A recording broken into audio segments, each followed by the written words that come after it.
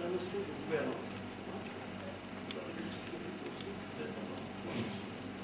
Et j'ai l'intention que, vers la fin de votre intervention, vous allez citer quelques paramètres de cette bonne gouvernance. C'est-à-dire la participation, la reddition des comptes, éviter la pénibilité. Donc, je voudrais savoir, deuxième point, deuxième question, la régionalisation fait partie de la bonne gouvernance. Fait partie de la bonne gouvernance que nous savons internationalement reconnue. Internationalement reconnue. Vous n'avez pas cité la déconcentration, le transfert de l'État. On peut déconcentrer sans régionaliser, mais on ne peut pas régionaliser sans déconcentrer. Merci. Je regroupe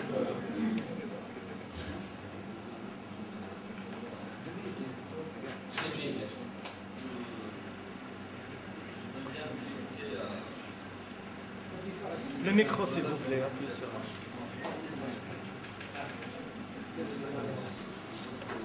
ouvrage sur la critique du modèle de développement, je me suis rendu compte que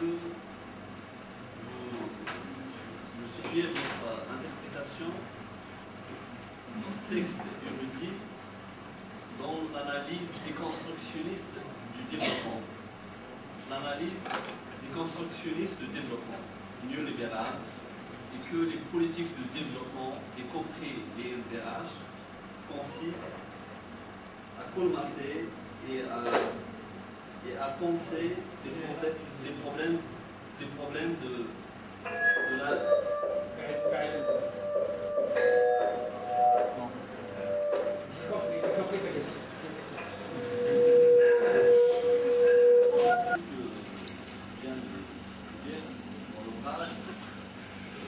critiquant le modèle de développement, il nous paraissait que votre analyse se situe dans une approche déconstructionniste du développement.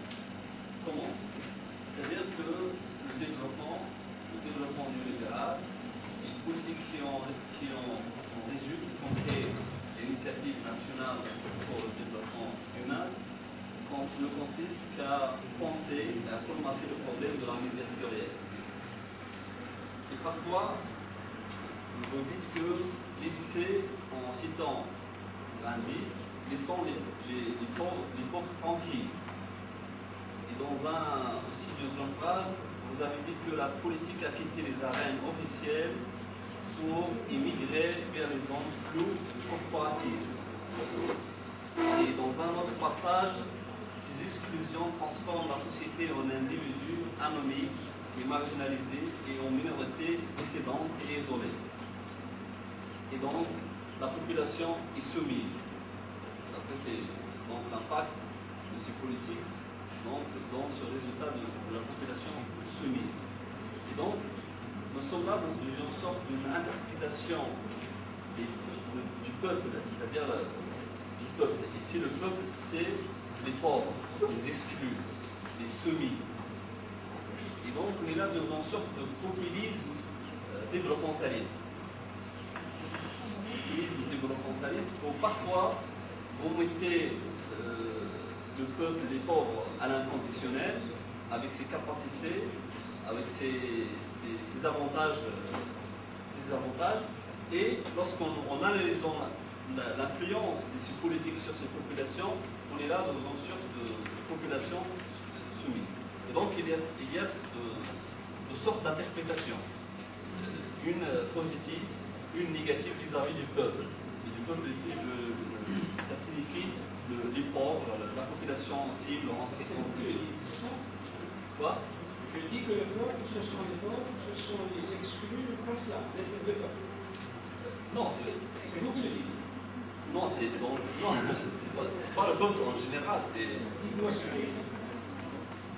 Non, pas l'impact des politiques néolibérales sur la population, sur les pauvres, a rendu la population encore pauvre. Et donc, il vous plaidoyez dans un passage, il faut laisser les pauvres tranquilles. Et donc, est-ce qu'il y a une sorte, un entre-deux, entre un populisme idéologique et un populisme développementaliste, est-ce qu'il y a un autre populisme que je vise ici, un populisme cognitif, qui reconnaît les capacités des pauvres, du peuple, des exclus, sans les mettre en marginalisation et sans les mettre en fascination. Il est vrai que j'ai critiqué la gouvernance. La gouvernance, et j'ai défini ce qu'est la gouvernance. La gouvernance est, à mon sens, le fait de diriger. Diriger, mais pas par les gouvernements que nous avons élus. La gouvernance, ce sont justement cette gestion, cette bonne gouvernance. Je ne sais pas pourquoi d'abord ils seront faits dans l'adjectif. Est-ce que la gouvernance toute seule ne suffit pas? Pourquoi est-ce qu'il y a... On est d'ailleurs au stade de la meilleure gouvernance. On passe de la gouvernance à la bonne gouvernance, à la meilleure gouvernance actuellement. Il y a beaucoup de colloques, on enflamme la gouvernance. Et j'ai dit que la gouvernance était justement le fait de confier ses affaires, de confier tout à l'économique. De confier tout à l'économique. Et que voilà que la régulation, la régulation auparavant régie par l'État, dans le cadre justement que tout doit être dans la dépendance de l'homme, du décideur politique, et dans le cadre de la gouvernance, c'est l'inverse. C'est l'inverse. Ajoutez à cela que pour moi la gouvernance, c'est, et nous sommes dans cette logique actuellement, c'est d'exécuter des ordres qui ne sont pas ceux votés dans le Parlement.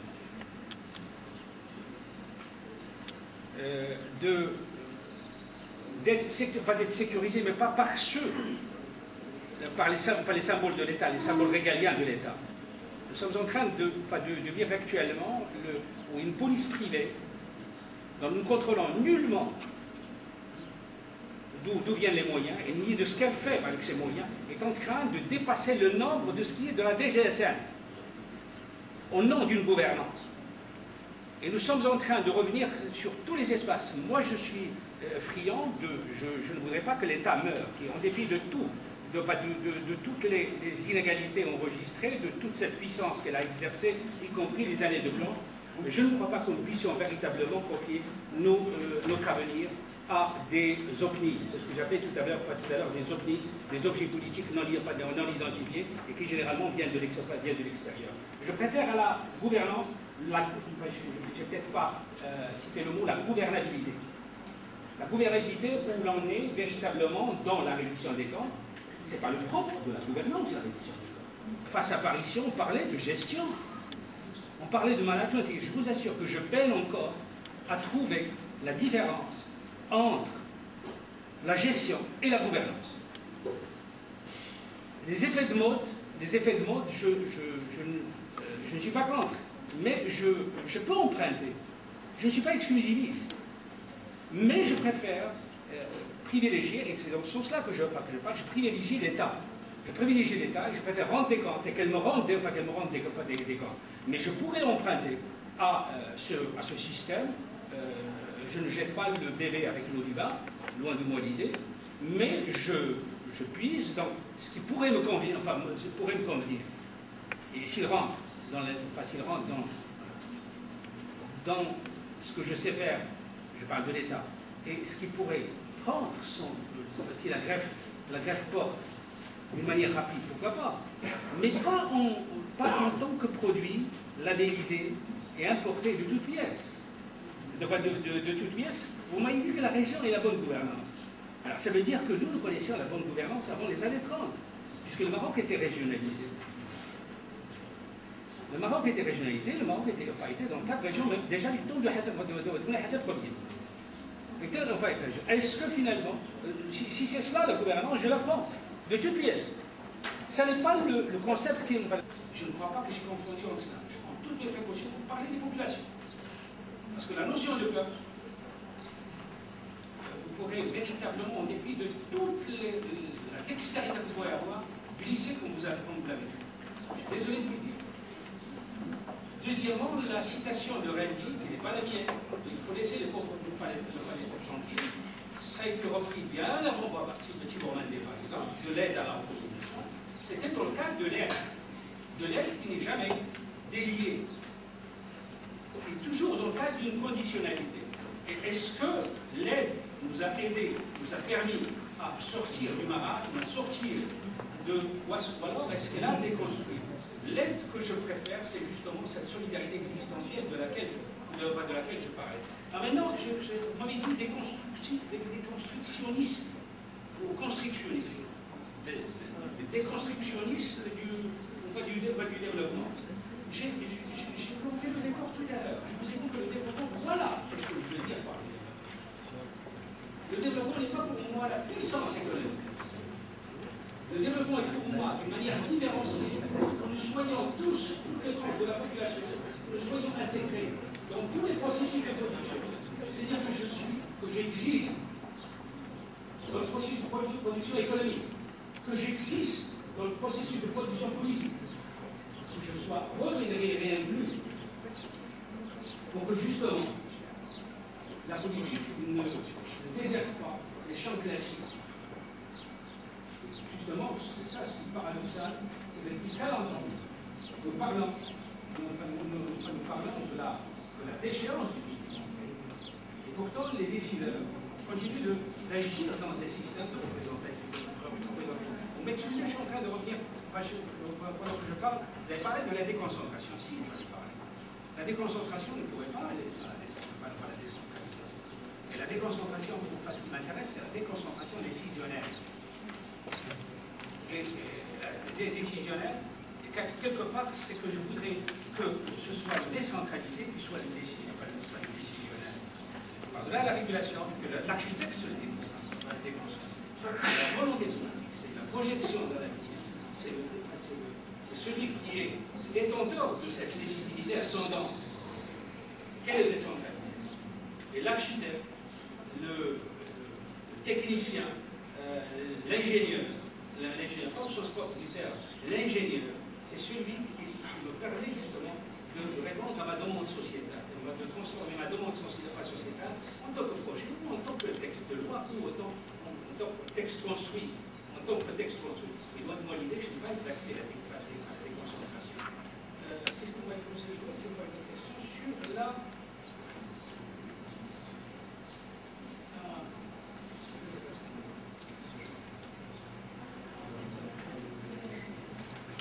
Pas.